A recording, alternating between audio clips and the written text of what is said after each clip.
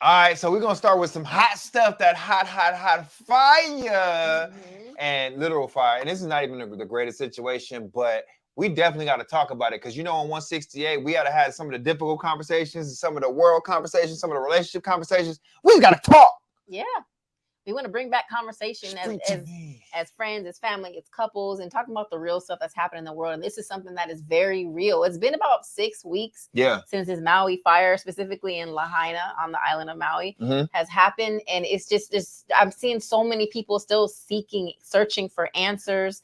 And just what did happen? Why did this even start? Why didn't it go the way they thought it should have went? It's just so much confusion happening. I really sympathize with the people in Maui because it seems unfair. I don't know much about it. I just, I probably know what a lot of people know. It just started burning out of nowhere. And then people were wondering when they were going to get aid. That's what it was. It's like, it's burning.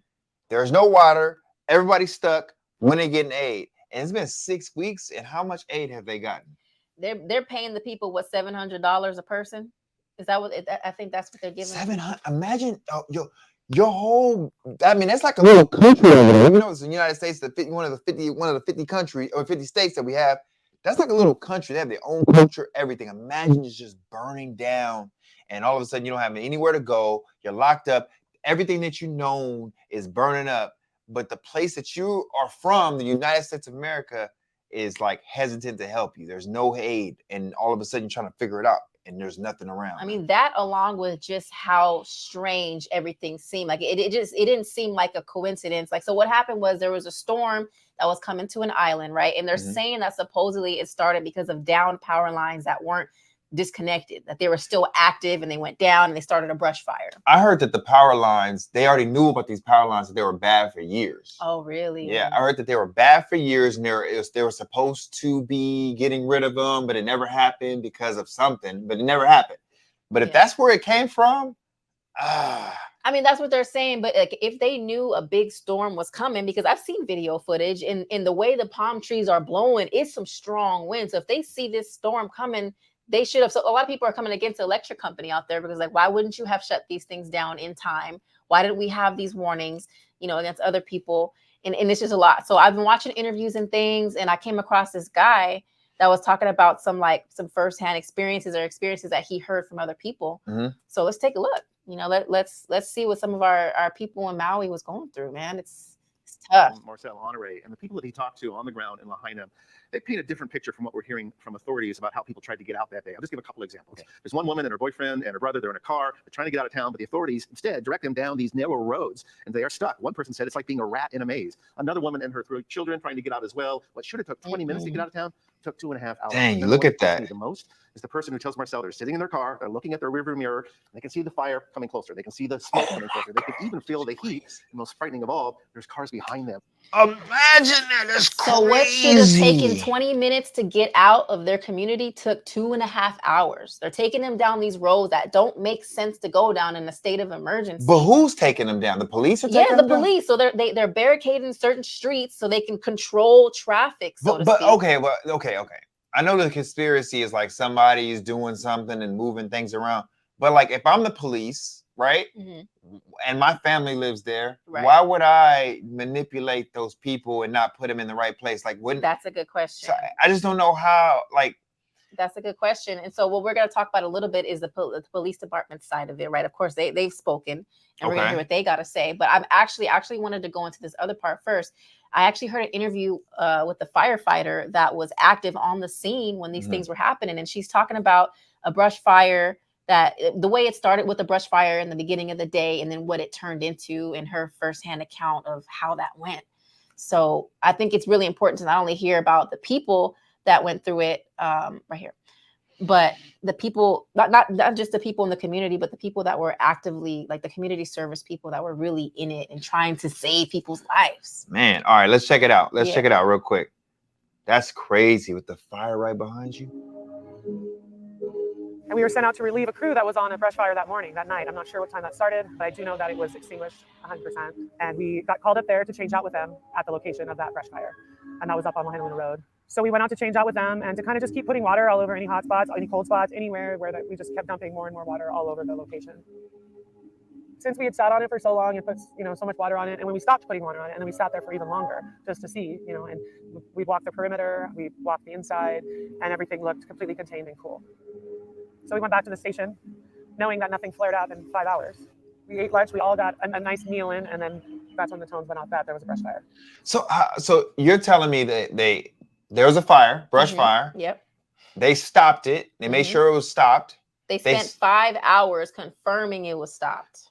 And then it restarted in the same place? All she knows is that they got another call that there was another fire. And I guess it was in the same area, the same town. Lahaina. Is this where it started? Yeah.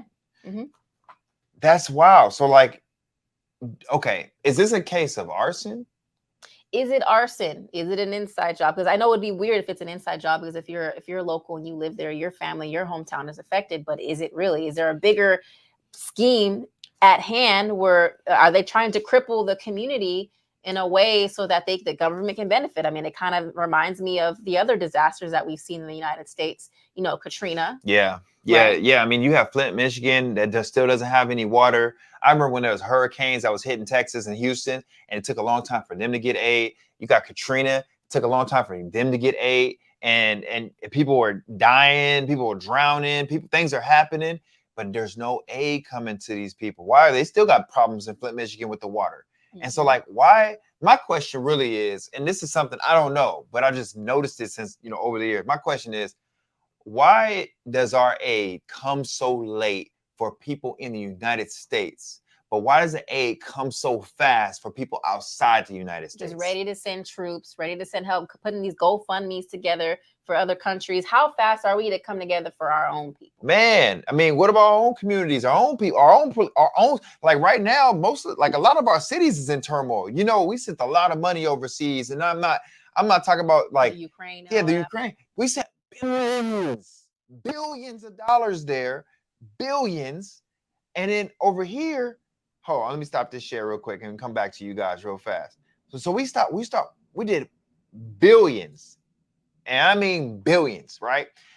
Since over Ukraine. But what about like the stuff that's happened in San Francisco? People can't even drive their cars. They leaving their car doors open because of, it's so much crime over there. You know about that? They breaking into cars, and then the administration over there is trash, big time. It's bad. It's not good because they're allowing this stuff to happen.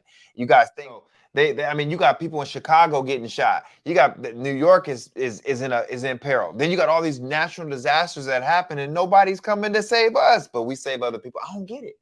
It's almost like it takes a celebrity or somebody to show up to be like, oh, we got to give to this cause. But why does it seem so much easier to promote bad things happening in the world in other parts of the world? I mean, I'm not saying that people aren't promoting Maui and what's happening there, but why is it taking so long? Why are there so many restrictions for the people that live there to be able to go back to their burned down homes and claim their items and be able to dig through and see what's going on there? Why aren't they able to have access to clean water as quickly as they should have? The water was contaminated because not only of the fire, but whatever else is happening out there. Yeah, what's wild is there's a lot of celebrities that are getting in trouble from this Hawaii thing. I know that The Rock was one that's kind of got some little bit of friction happening, and that Oprah was one that got some friction happening. Jeff Bezos was another. These are names that are popping up because there's real estate deals that are happening under the Hawaiians' nose because their house burned down. They only got $700 to their name. They have no livelihood to be able to get anything, no money, no nothing. And now the rich is going to take advantage.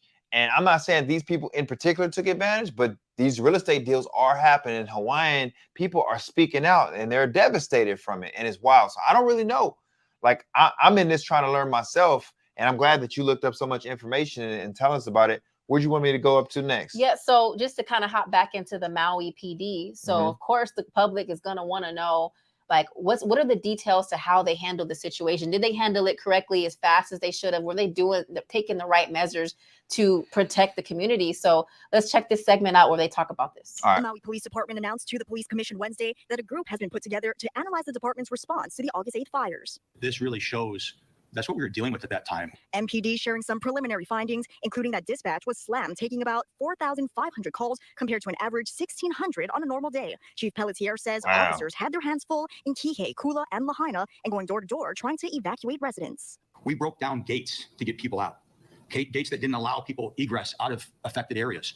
They literally used their bodies as rams and threw themselves against the gates to break them down. MPD personnel from the After Action Report Group providing insight into the challenges they faced that day, from poles blocking roads to traffic enforcement on Honoapi'ilani Highway, Front Street, and other critical intersections. We had vehicles headed north on the highway, vehicles. Wow. I mean, so they almost got triple the amount of calls. They got pretty much. Which is understandable. You know, you're having to respond to all these calls. They're out there knocking on people's doors, breaking down fences and things to get to the residents there.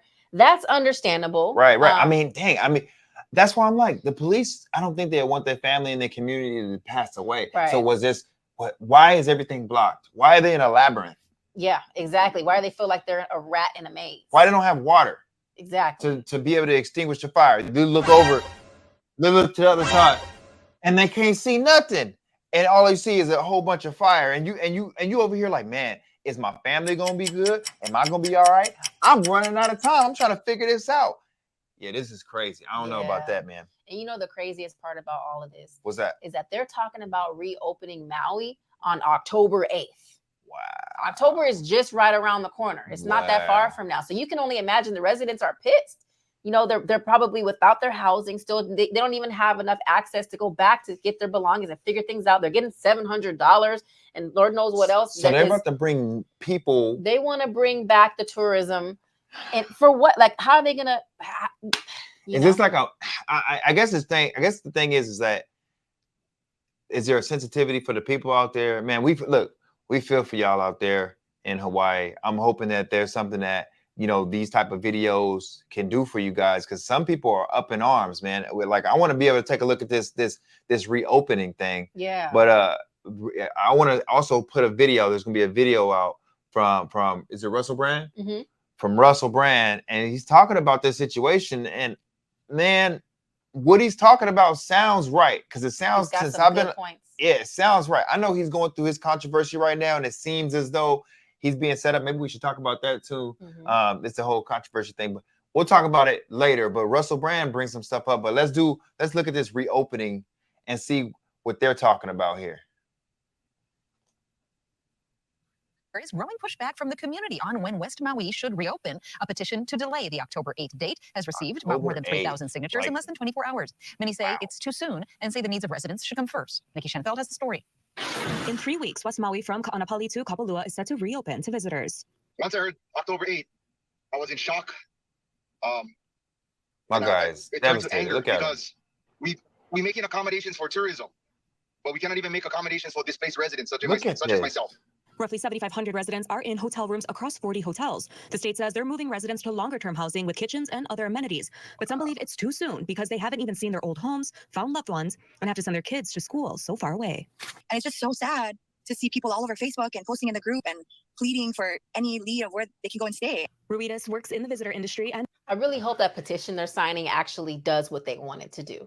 I really, really hope that they do not choose to reopen Maui on October 8th. Because look at the devastation there. And then as a tourist, purposefully, like, you might have bought your tickets way in advance, but you have to kind of have a heart for the people there. Yeah. You know, not go and use them for their resources when they don't even have enough resources for their own. Right. So I could see if they're opening up islands around Maui, you know, but where the devastation happened in West Maui, I'm not really for it. And even if it's not really that damage in that area they want to reopen, it's still right around the corner. Right. You know, I wouldn't do it. And as a resident, I wouldn't be surprised if they mistreated the tourists, you know, while they were there. Yeah, I mean, if I'm a tourist there, I'm not from there, and I'm just trying to, like, basically live my life and live it up, and I'm coming from the mainland where everything is fine, but the people there are looking at us like, dude, you guys never help us.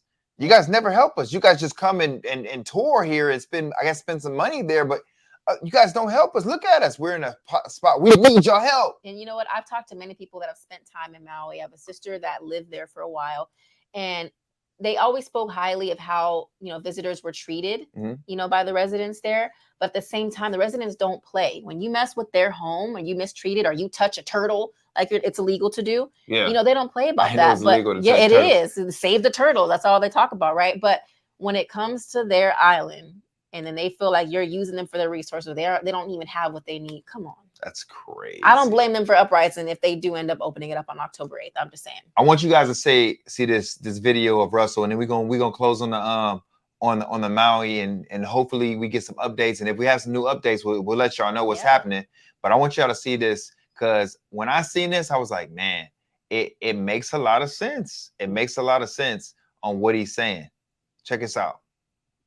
This fire. They started it with a laser from space. And whether it's true or not, it not only feels true, in terms of its results, it is kind of true. There is a conspiracy to keep you poor and to benefit rich elites. But it's everywhere. It's almost like water to a fish. It's not conspiracy. It's just the environment you live in. You live in corruption. Every time there's a disaster or fire, you bet it's going to benefit elites. You bet the poorest people are going to suffer more. Every time there's a pandemic, you bet they're going to control you more, and rich interests are going to benefit from it. We might not find a smoking gun or a beaming laser, but you can be sure that BlackRock and the world's most powerful individuals will benefit down the line from this disaster. The trouble is, by then, me and you, unless we're very, very careful, will be focusing on the conspiracy theory or the tragedy of 2024 or 2025. So for now, let's focus on those that are truly suffering. The people of Hawaii who have lost their lives and who have lost their homes. But let's not get so caught up in grief that we forget how these disasters are exploited by the powerful that benefit from a system that seems to be advantaged every time there's a disaster for ordinary people.